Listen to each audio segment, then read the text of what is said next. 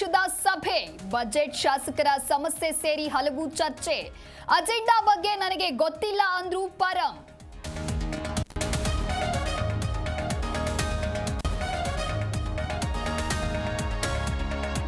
High command ತೀರ್ಮಾನಕ್ಕೆ ನಾವೆಲ್ಲ ಒಪ್ಪಿಕೊಳ್ತೇವೆ. ಪಕ್ಷದ ತೀರ್ಮಾನ ಏನಾಗುತ್ತೋ ಅದೇ ಅಂತಿಮ. ಡಿಕೆಶಿ ಹೇಳಿಕೆಗೆ ಪರಮೇಶ್ವರ್ ಸ್ಪಷ್ಟನೆ.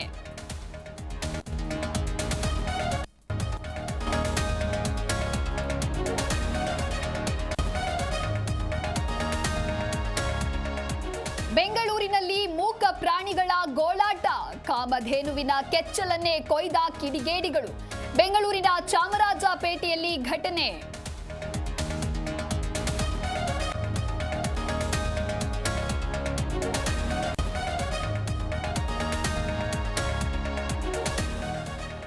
ಇಂದು ಸ್ವಾಮಿ ವಿವೇಕಾನಂದರ 163ನೇ ಜಯಂತಿ. ಭೂಪಾಲ್ನಲ್ಲಿ ವಿಶೇಷ ಕಾರ್ಯಕ್ರಮ ಆಯೋಜನೆ. ಯುವ ಜನತೆ ಜೊತೆಗೆ ಮೋದಿ ಸಂವಾದ.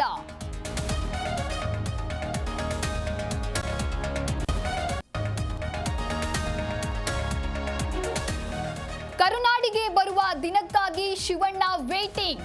ನನ್ನ ಸಮುದ್ರ ನೀವು ಎಂದು ಫ್ಯಾನ್ಸ್ಗೆ ಸಂದೇಶ. ಯುಎಸ್ನಲ್ಲಿನ ಫೋಟೋಗಳು ವೈರಲ್.